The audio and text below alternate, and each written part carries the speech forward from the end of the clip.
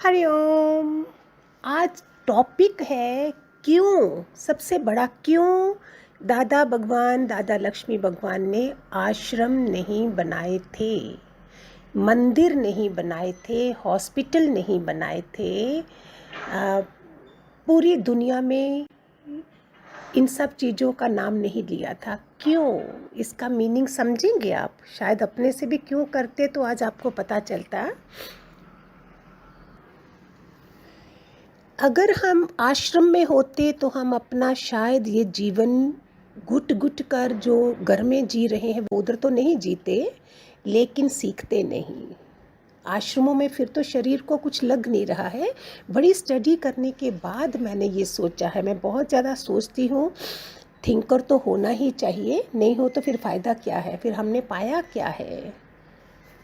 तो जो भी घरों में अगर भगवान के बच्चे हो, time management, work management, time management नहीं कर पा रहे हैं तभी प्रॉब्लम आ रही होगी। क्योंकि कोरोना के होने से सबको घर में, परिवार में बहुत इकट्ठापना मिला है, उसके फ़ायदे बहुत हुए हैं। ज्ञान की सबसे ज़्यादा ज़रूरत अभी पड़ी होगी, नहीं तो सभी पागल खाने में पहुंच जाते। शुक्राने गाओ कि हे दादा भगवान, आप युगों युगों तक जियो, तुम्हारा युगों युगों तक पूरी दुनिया सृष्टि में नाम हो।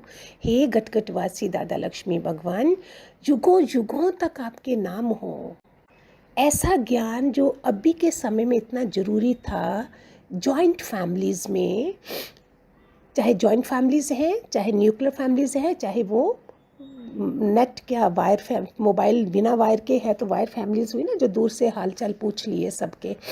इसमें कितने नुकसान भी हो गए, और जॉइंट फैमिली में ज़्यादा फ़ायदे हैं, अभी भी हैं। अगर जो ग्रैंड चिल्ड्रन हैं वो कैसे दादी दादा के प्यार से आगे बढ़ रहे हैं, उनको अपनापन लग रहा है, लेकिन जो दूर से फेसबुक पे या जूम पे करके या मिल लिया, उसमें फ्रस्ट्रेशंस हैं बहुत ज़्यादा।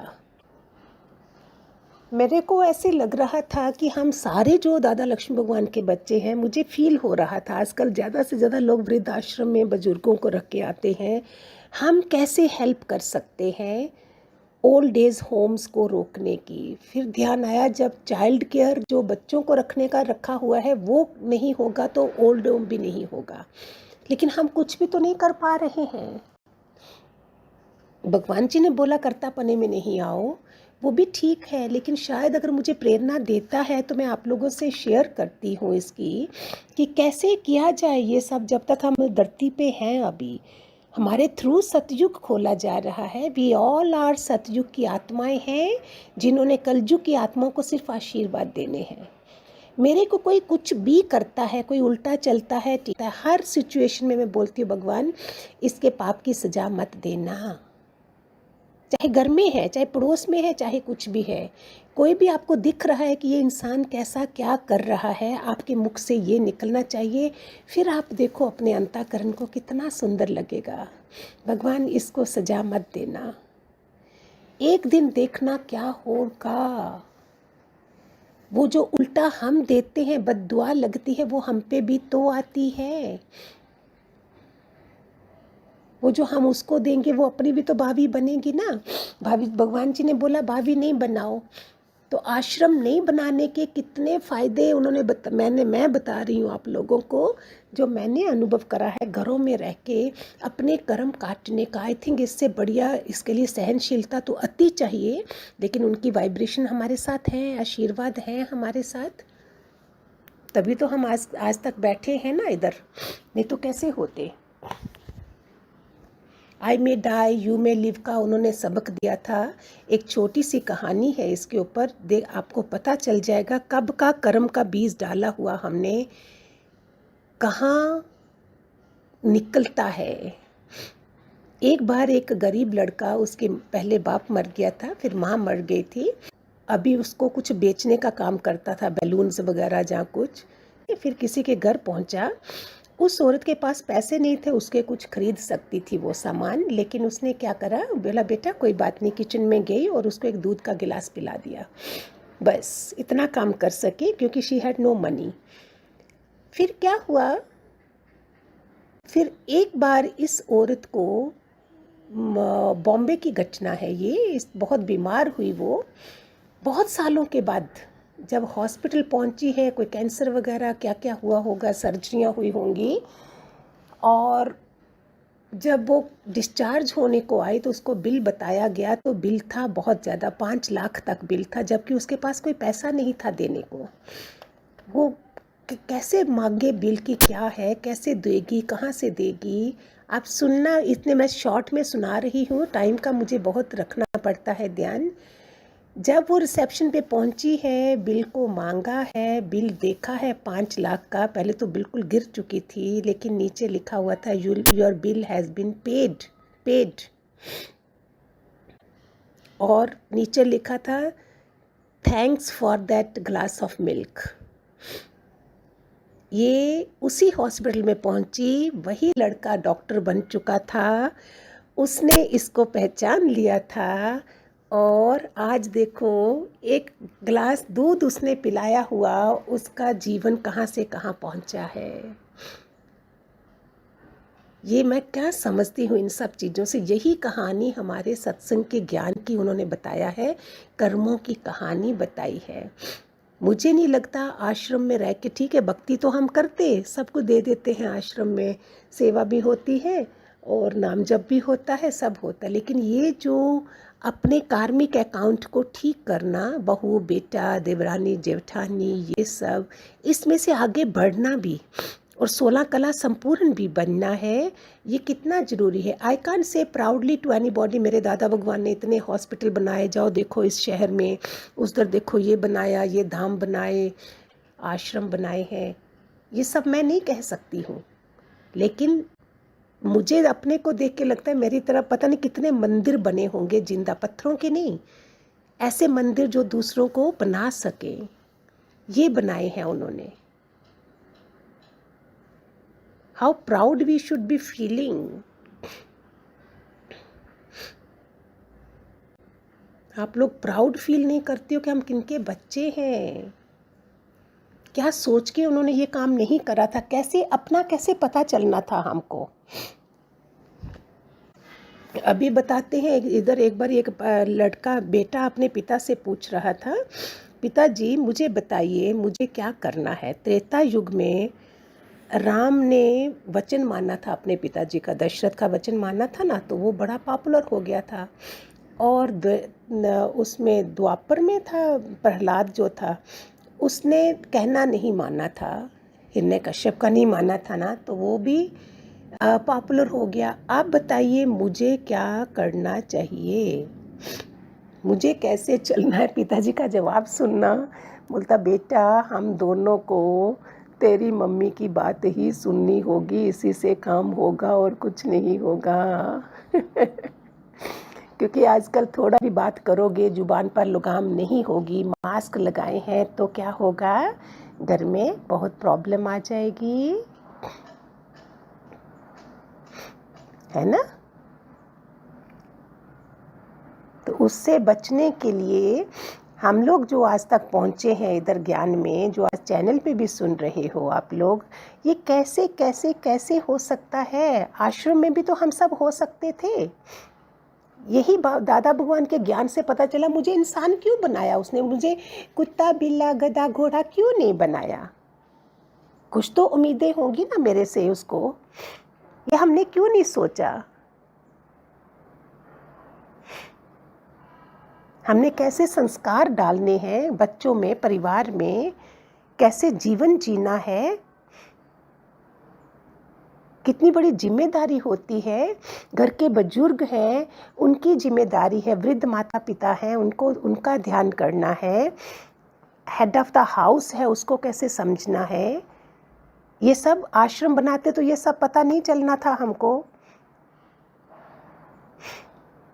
अभी कितने लोग होंगे सारे आप लोग जो घर में, ना तो हम आत्मा पकड़ रहे हैं ना हम घर में जो कि हम इकट्ठे बैठ के भोजन करें, इकट्ठे बैठ के एक रात का खाना जो है, वो हमेशा बोलते हैं दोस्त they eat together pray together they live together. अभी सारे मानते तो नहीं हैं, सबकी रूटीन अलग अलग है लोगों की घरों में। फिर भी हम ट्राई करें कि हम जितने अभी गैजेट्स हमें मिल गए हैं, हम इनकी गुलामी तो नहीं कर रहे हैं। ये हमारी सेवा के लिए दिए गए हैं, फ़ोन वगैरह सब कुछ। हम कौन सा परिवार बनाया हुआ है हमने, हमारा घर में परिवार कैसा है। भले वो नहीं सुने, हम तो सीख लें। 70-80 साल तक जीवन तो सबने पूरा करना ही करना। एक जानवर भी तो करता है, cats dogs and all, everybody will complete जीवन। लेकिन उसको हम जीते कैसे हैं, बोलते कैसे हैं, उठते कैसे हैं, केयर कैसे करते हैं सबकी, घर में बाहर प्यार कैसा देते हैं, जिम्मेवारी कैसे निभाते हैं, वो बैलेंस तो नहीं आया ना हमें। बड़े बड़े लोगों की कहानियाँ सुनो, जो सक्सेसफुल लोग हैं सारे, अध्यात्म में चाहे नहीं होंगे तो भी उन्होंने कैसे मैनेज किया है। और हमारे भगवान जी ने इतने लोगों का बातें भी सुननी, उनके लेटर्स भी लोग लिखते थे, वो भी पढ़ने हैं, सारे जगह जाना भी है। कैसे हम क्यों नहीं कर सके ये सब? क्यों हम अपने से क्वेश्चन नहीं करते हैं? ये टाइम हम कर्म की कहानी, लॉ ऑफ कर्मा, ये सारी दुनिया बोल रही है। ये हम समझ गए हैं, एक्शन का रिएक्शन होता ही होता है। कितना इसके ऊपर चल रहे हैं, उसी में थोड़ी हमको रहना है। सभी बोलते खाली हाथ आए खाली हाथ जाना। कहाँ खाली हाथ हम आए थे? कितनी बड़ी कर्मों की गठरी, पाप की गठरी लेके आए। फिर हमें गुरु मिल गए तो हम फिर भी अगर बना रहे हैं तो फिर हम खाली हाथ कहाँ जाएंगे? कर्म की गठरियां लेके जाते हैं, भारी भारी हम लेके जाते हैं। कैसी भी परिस्थिति हो, हमारा पता चले कि हम किनके बच्चे हैं, किनका सत्संग सुनते हैं। जाही विधि राखे राम ताही विधि रहिए, thy will be done not my will. ऐसी ऐसी बातें हैं प्यारी प्यारी, मधुरमय बातें हैं ये सारी। पूरी दुनिया में किसी की हिम्मत नहीं है हमारे को कोई तंग कर सके। हम वो आत्माएं हैं, क्यों नहीं उठ जाते हो जल्दी जल्दी इसमें से? कर्म का फल तो इंद्र से लेके चींटी तक सब भुगत रहे हैं, सबका काम हो रहा है ये। जब प्रहलाद को उसकी माता ने, सौतेली माँ ने नहीं बैठने दिया था, तो नीति जो उसकी माता थी, सुरुचि उसकी सौतेली माँ थी, तो उसने क्या बोला, बेटा कुछ दुख मत कर, ये हमारा कोई कर्म का फल ही है। बस इसमें कोई किसी को हमें परेशान नहीं कर सकता है। एक ही भगवान सबके जगह अपना रोल हमारा बना रहा है हमें। नामदेव को पता, भूत प्रेत आते थे लंबे लंबे बड़े, बोलते थे वाह प्रभु तू इस रूप में भी आ गया, तो भूत भाग जाते थे। कैसा कॉन्फिडेंस है ज्ञान में। अगर हम नूर देखना शुरू कर दें, भगवान देखना शुरू कर दें, वाह भगवान तो इस देवरानी के रूप में, जेठानी के रूप में, सास के रूप में, बहू के रूप में तो अपना ही रूप दिखा रहा है मुझे, बस काम खत्म। उस समय देखो क्या हालत होती है। तो फिर हम सत्संग में, ज्ञान में कहाँ हैं? क्यों हमारा ऐसे मूड ऑफ हो जाए? क्यों हम देह में हैं? क्यों हम आत्मा में नहीं हैं? एक बार एक चौकीदार था, वो एक किसी संत को देखता था जाते हुए कहीं नदी के किनारे। वो देखता, वो 2-3 घंटे बैठता है, फिर आ जाता है, फिर चला जाता है। एक दिन उसके पीछे पीछे गया और पूछ बैठा, बोलते तुम कौन हो? चौकीदार ने बोला मैं चौकीदार हूँ। वो बोलता ओहो आज जवाब मिल गया मुझे, मैं तो कब से खोज रहा हूँ मैं कौन हूँ, मैं कौन हूँ, मैं कौन हूँ। ओहो तेरे को पता है और मुझे पता नहीं चला कि चौकीदार तेरा, तू चौकीदार है और मुझे पता नहीं चला है। बोलता ये क्या मतलब हुआ? उसने बताया तुम किसकी चौकीदारी करते हो? बोलता मैं देखता जाता हूँ इधर से कौन गुजरा, इस बंगले से कौन गया, उस बंगले से क्या हुआ, ये चौकीदारी करता रहता हूँ। और तुम क्या करते हो? कि बोलता मैं भी चौकीदार हुआ, मुझे तुमने नाम दे दिया। बोलता किस चीज़ का? मैं तो पैसे कमाता हूँ, तुम क्या कमाते हो? बोलता मैं चौकीदारी करता हूँ, कौन सा विचार आ रहा है, कौन सा विचार लेना है मुझे और कौन सा छोड़ना है, किसको आने देना है अंदर। तो बोलते मुझे तो 3,000 तनख्वाह मिलती है, तुमको क्या मिलता है? बोलता मुझे तो इतने हीरे मोती मिलते हैं, आंखें बंद करके बैठता हूँ, इतना दिव्य प्रकाश मिलता है, दिव्यता मिलती है, परमात्मा से मेरा साक्षात्कार होता है।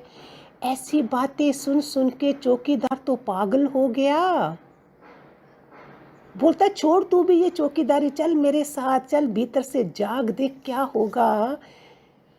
ऐसे होशपूर्वक जीना संत के साथ निकल गया वो चौकीदार। देखो ऐसा संग करो कि दूसरा तुम्हें पार लगा सके। कौन आ रहा है कौन जा रहा है, दूसरों की बातों में हमने सारा जीवन गंवा दिया। बुद्ध ने क्या कहा था जब उसने किसी बीमार को देखा था? हम भी देखते हैं, हॉस्पिटलों में भी जाते हैं देखने के लिए। बोलता बीमार भी होना है। एक जगह औरत का पेट था, वो प्रेग्नेंट थी। बोलता ये क्या हो रहा है, क्यों चिल्ला रही है? बोलता इसको प्रसूति बच्चा, अच्छा बच्चा ऐसे होता है, हम पैदा ऐसे होते हैं। फिर आगे गया तो देखा कि एक वो जनाजा जा रहा है। बोलता ये क्या है? बोलता ये लोग मर गए। अच्छा हमको मरना भी है, इंसान जन्म भी लेता है फिर मरता भी है। ऐसी ऐसी बातें बुद्ध ने देखी तो हमें कहाँ पता चलता है। अभी लोग बैसना करने जा रहे हैं, अभी शादी में जा रहे हैं अटेंड करने शाम को। देखो हमारे विचार कैसे हैं। कितने बूढ़ों को देखा होगा, बुद्ध ने एक बार बुजुर्ग को देखा और उसको पता चल गया कि ऐसा भी होता है, कुबा भी बनना है, बीमार भी होना है। प्रेग्नेंट लेडी को देखा तो ऐसे पैदा होना है, और वो निकल गए। हम क्या कर रहे हैं आज ये सुन लीजिए। क्यों दादा ने आश्रम नहीं बनाए थे? ये सब जागने के लिए हमको। प्यारे बच्चों, ब्यूटीफुल ज्ञान है, लगा लीजिए, मज़ा आ जाए। सुंदरता है, आत्म ज्ञान है। मैं आत्मा सच्चिदानंद, मुझ में ना कोई बंधन, नहीं राग द्वेष मुझ में, नहीं पाप पुण्य से नाता। मेरा आनंद है सब रू, आनंद से ही मेरा नाता। मैं आत्मा सच्चिदानंद, मुझ में न कोई बंधन। निकल जाइए इन बंधनों से, मज़ा करिए, खुशियाँ दीजिए, खुशियाँ बांटिए, खुश रहिए। हरिओम।